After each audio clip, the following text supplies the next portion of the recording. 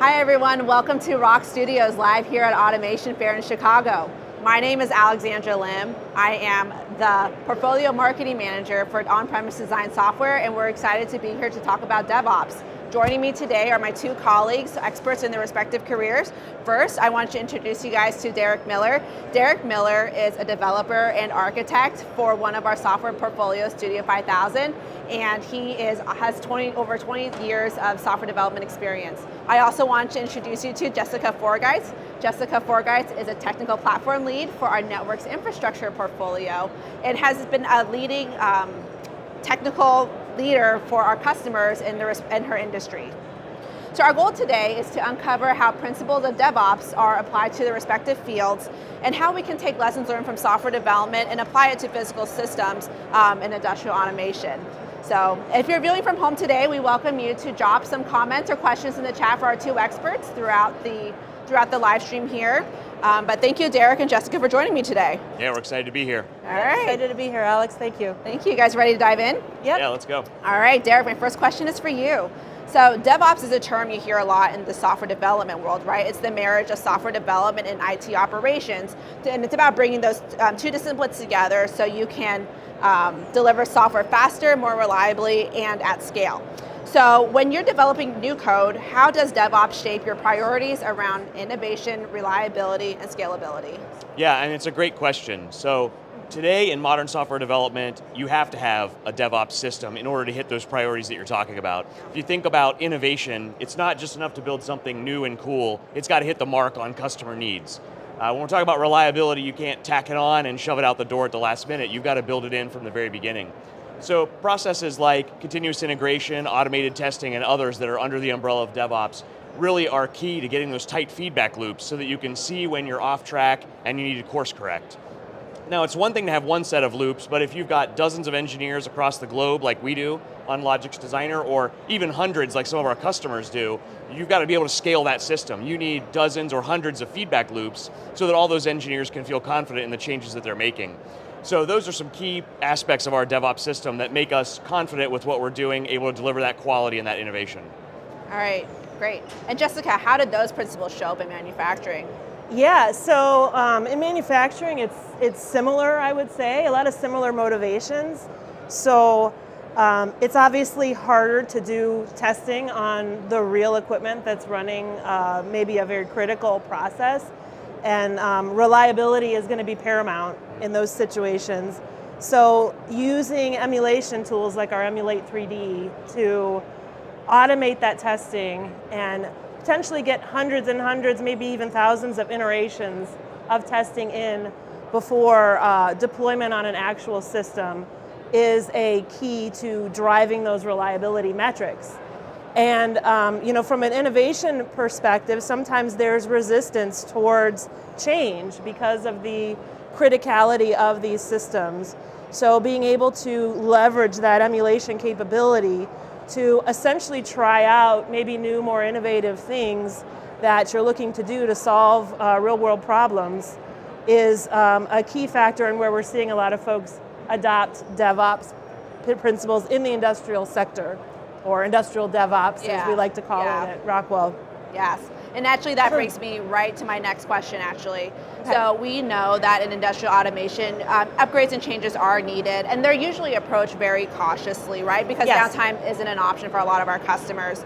So how are changes in risk management handled in manufacturing, and how can DevOps handle that? We talked a little bit about the digital twin and some of our software capabilities, but can you give us some examples of how you see our customers handling that? Yeah, sure. So our customers tend to take a very staged approach towards upgrades. So for example, if I'm a customer and I have a large fleet of maybe similar equipment, I'm going to look to first do a lot of testing, maybe in a more emulated environment first, and then I might roll out to even like a pilot site, or maybe even if I have an R&D facility, I might do it there, and then look to distribute that out to the large fleets of equipment that I have out there secondarily. So I would say one key DevOps principle that's really been coming into the industrial space is the concept of version control systems, and that discipline to drive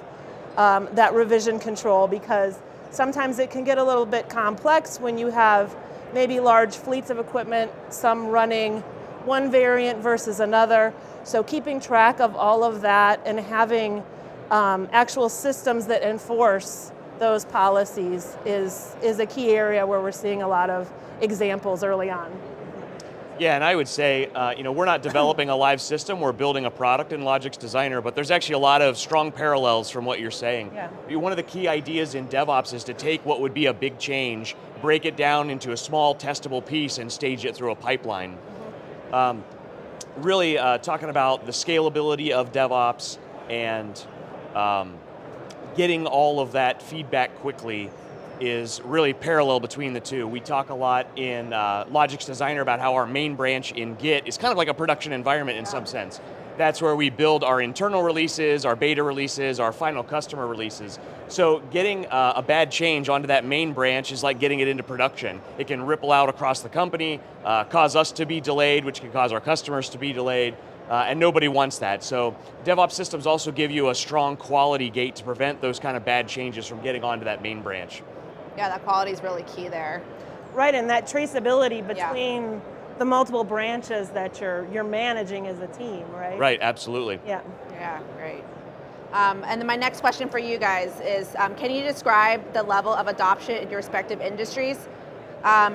Jessica, how about you go first? What about in industrial automation? Where are you seeing pilots and demands showing up, and what are they asking for? Yeah, so I would say it's growing. It's still a relatively new concept for a lot of manufacturers today.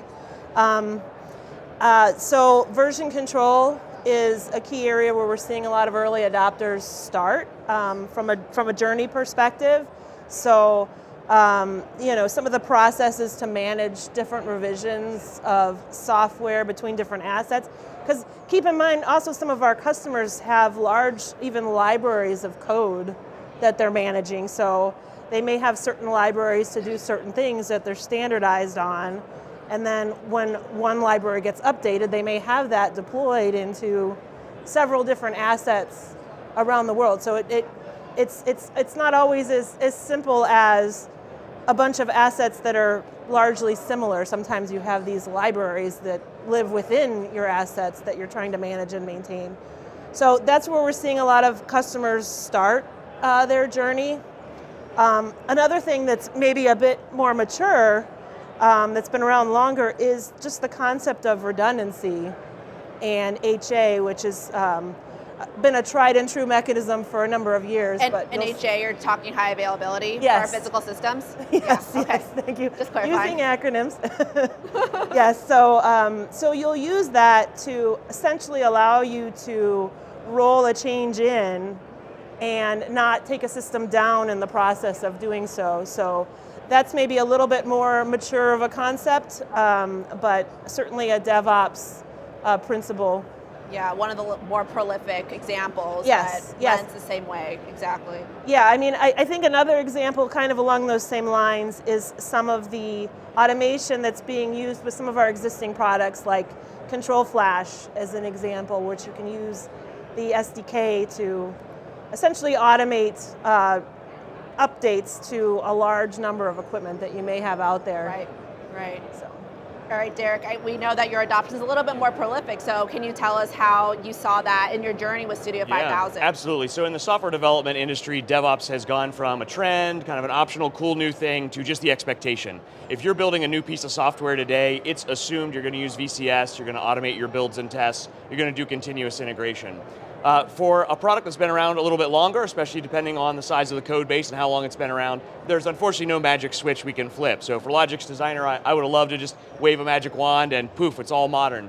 It's more of a journey there. But even if you're along that journey, the expectation is that you're aggressively moving towards that adoption. So wherever you are kind of on that scale, the trend is clear. You need to be moving towards these ways of developing software, modern software development as we call it. In terms of getting started, there's a lot of resources out there for our customers. You mentioned Control Flash Plus SDK. We have the Logix Designer SDK. Echo has an SDK. We've also been really pushing a lot of open source software up onto GitHub. So we have code for building out a CI/CD system, a DevOps system, using Logix Designer, Echo, and other tools. Just this year, we published a new tool called L5 Explode. And it takes your L5X file, explodes it, makes for a better integration with Git and Logix Designer. So if you haven't checked out our GitHub, make sure you go out there, GitHub, Rockwell Automation. We've got a number of repos that have some really cool tools that will get you started. Yeah, and one more question. One thing I did introduce about Derek to everyone watching here, that he's also an architect for one of our newer software, Factory Talk Logix Echo. So Derek, can you just kind of tell us about the juxtaposition of Studio 5000, developing in Studio 5000 in terms of DevOps adoption for that a little bit older versus a newer platform, a newer software about 5 years old or so? Right, oh, it's absolutely night and day. Yeah. When you're aware of these principles and can kind of bake them in from day one, you can go much further, much more quickly. So I think any of our engineers who have bounced back and forth between the two products would tell you that working on something like Echo is way smoother. You get that feedback quickly. You know, oh man, I broke something, my code analysis came back dirty, there's a security issue. All that stuff is just faster and easier, and it just lets you iterate more quickly. It's always cheaper to fix an issue the sooner you find it. But we've also really made huge strides over the decades on Logix Designer. It's nothing like it used to be back in kind of the dark ages. We've really made a lot of improvements, and it's also cool to have that greenfield project sitting right next to it as a target you can shoot for, kind of a goal to try and achieve. Yeah. So with that, is there any final parting advice you guys want to give to our industrial automation customers looking to jumpstart on their DevOps journey? Yeah, I mean, I would say check out the GitHub repo that we have, some of the tools that Derek mentioned. I know on our literature library site, we also have documentation about leveraging, Logix software in loop, hardware in loop test principles that are part of a DevOps journey. All right. Yeah. Great. Awesome. Well, thank you, Jessica and Derek, for joining us. For those watching, please continue, either watching live or in a comment, or recorded. Please continue to leave your comments and questions for Jessica and Derek, and we'll get back to you quickly. But thank you for joining us and learning about how we can look at industrial automation and software development through the lens of industrial automation, industrial DevOps. Thank you. Thanks. Thanks for having us. Everyone.